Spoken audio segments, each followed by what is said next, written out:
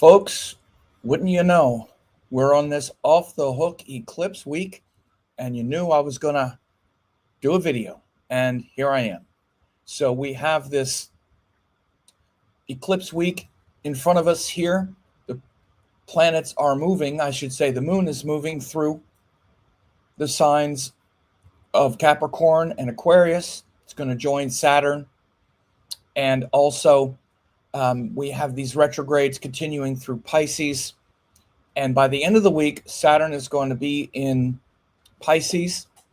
And it's a huge, again, eclipse happening on the 29th. So we're going to be talking about that today. And of course, one thing I wanted to make sure people know that you can get this eclipse recording, of what this eclipse means for all 12 signs. Just go register for it at samspecials.com, and you can get that recording because it's very important. I went through different mantras, different meditations, different stories to help us let go and surrender, because that's a lot of the big issue right now with all this Pisces energy is you're being challenged to surrender and let go of different aspects of the world that you've grown accustomed to. And you need to learn how to dissolve like water and flow. So we're all about the flow now, and we need to be able to flow. And so that's what is going on this week, is that last week of seeing things dissolve. Again, that doesn't mean we become apathetic, but it means that we see what's ahead and we approach it courageously. So again, make sure to subscribe, get notified of new videos if you like. That really helps a lot. And leave a positive comment if this video helps you. And let's go into it here. So again, this week we have the moon is moving through Capricorn on Monday and Tuesday, which is ruled by Saturn. A lot of big Saturn energy. As you see, Saturn is at the very last degrees of Aquarius up there, 29 degrees. So he's very much kind of moving into the next sign already. We can already feel that a big part of life has dissolved and we're already resigned to it. This is a great case study. The last few weeks, when Saturn has hit that 29th degree, we start becoming resigned to the structure and all of the commitments we had before are shifting and changing. And we're like, okay, yep, it's true. I've been trying to hang on to something, and yep, it's leaving me, right? But Saturn was still in Aquarius. So we're still kind of in this sort of old life, knowing that the new one is coming, and maybe apprehensive and fearful, so to speak. The issue is not to be apprehensive and fearful. Be aware, but also realize that you have to let go of certain things, and that opens the door for other things. So this Saturn at 29 degrees, 24 seconds, this is Lahiri Ayanamsha, is showing that. That's what happens when planets get in that last degree. So the moon is going to be in Capricorn on Monday and Tuesday, where we're feeling that inner pressure. Again, it's also great for stillness, introspection, solitude, meditation. And sometimes people don't believe me when I say it. They think I'm just trying to put a happy face on it. I'm not. If you meditate every day or you have a spiritual practice, you can feel how powerful these days are. They really are. If you don't, then you're ready to jump out the window. Perhaps, I don't know. But you can always develop a good spiritual practice, good spiritual routine. And by the way, that's what I talked about in this eclipse. It was a 90-minute satsang, basically, where I explain all of these energies of Shiva, mantras, different aspects of surrender, letting go, and then talked about this eclipse for each of the 12 signs, because it's going to be different. The cycle that you're going through right now is going to be different. If you're Taurus, it's your 11th house. If you're Scorpio, it's your 5th house. If you're Virgo, it's your 7th house. So very important. So anyway, but these things to reflect upon and to ponder are very grounding and healing in times like this where everything is in transition. So this week, again, we're going to really feel that last kind of phase. Monday, Tuesday, the moon is going through Capricorn. Whoops. And then Wednesday, Thursday, the moon goes through Aquarius and goes over Saturn. Again, then we're going to really feel this approaching energy. Look for some big things to both, shift and dissolve, both solidify and dissolve this week. Look for some things to both solidify and dissolve this week as things are shifting. Solidify, which is Saturn, and dissolve, which is Pisces, right? And this, on Wednesday and Thursday, the moon will be going over Saturn, and we can really feel that pressure. So look for some things, again, in the news and whatnot to get very serious and intense. Then on Friday, Saturday, the moon goes through Pisces, and it's, we have the eclipse. It's basically like late Saturday night, you would say,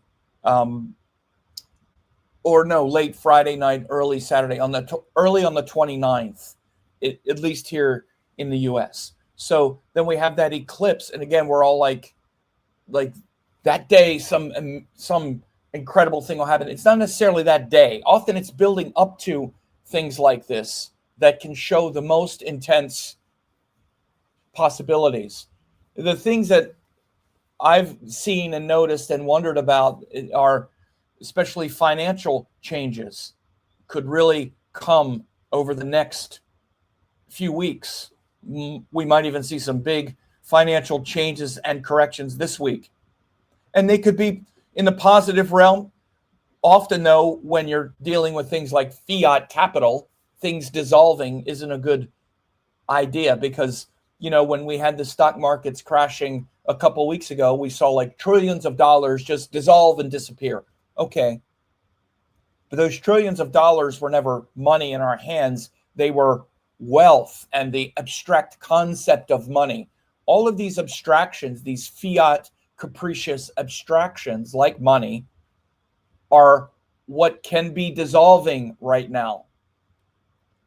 And that's why, for example, with our current president now, all these trade wars and all this uncertainty, and this is why markets become unpredictable, and we don't know what's going to happen today, right? That's the most dangerous thing for structure, which is Saturn. So that's why we've been seeing this Saturn thing move in and out.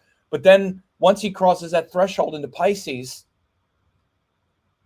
hits Rahu, again, the volatility is going to increase. By the end of this week, Saturday and then into Sunday, Saturn is going to move into Pisces. Again, this is based on Lahiri Ayanamsha. He'll cross into Pisces and be then set up in Pisces for the next couple years.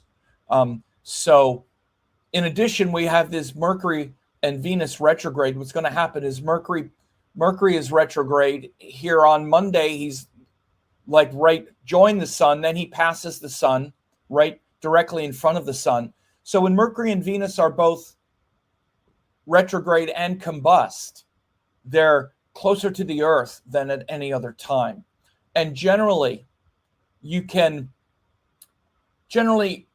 dismiss the most difficult aspects of the combustion, which is about frustration, irritability, going too fast, right? Because this is what happens when planets are combust and they're behind the sun.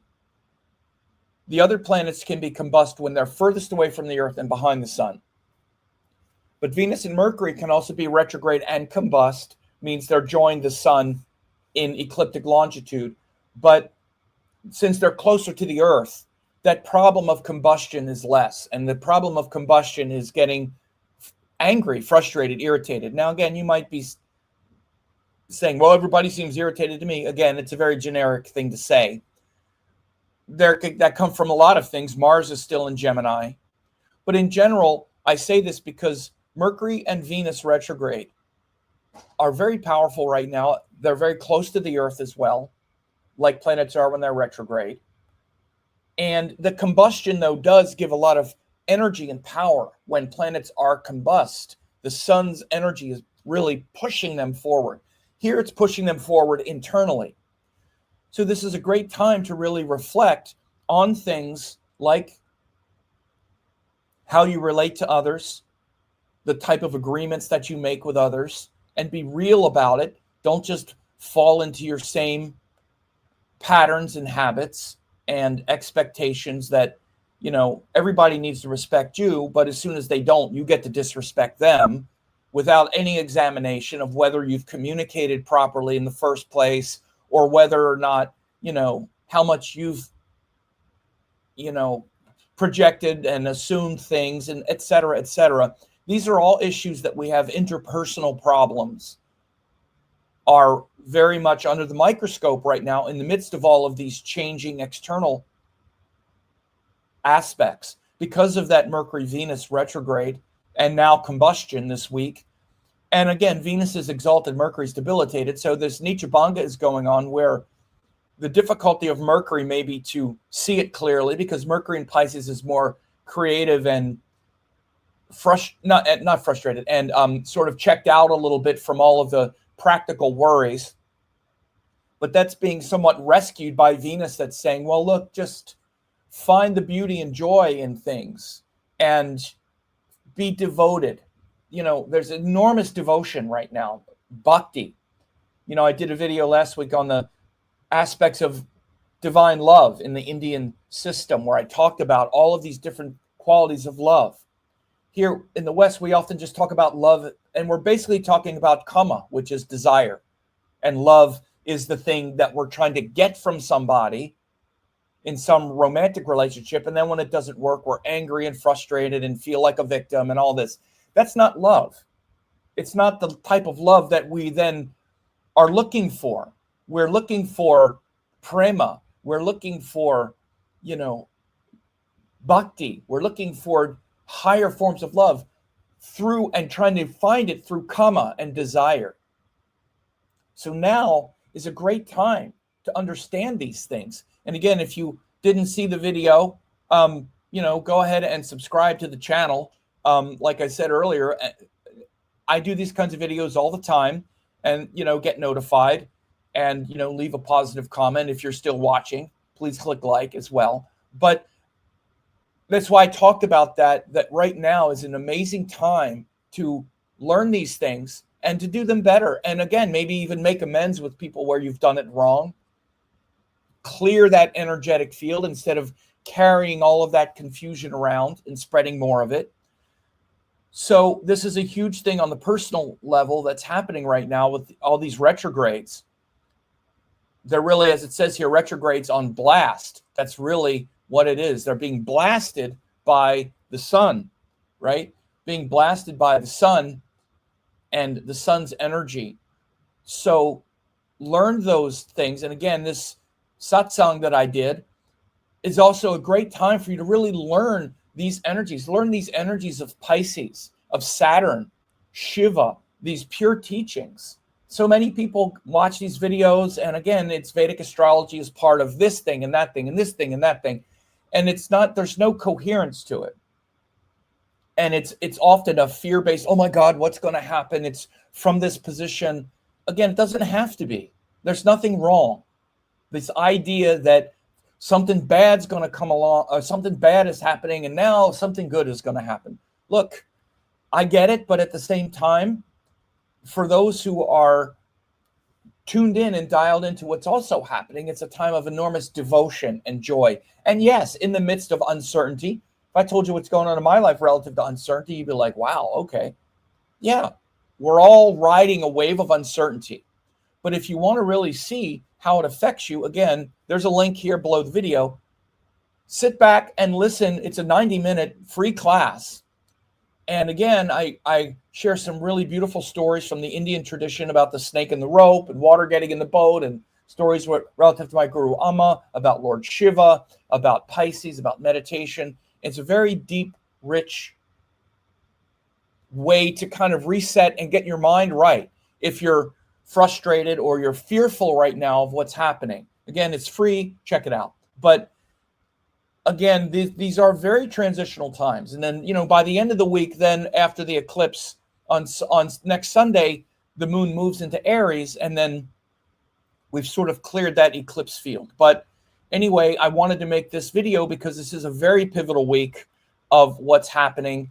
And I hope to see you on the Pisces gathering, and you'll really enjoy it. So we'll talk soon. Hey folks, on March 16th at 3 p.m.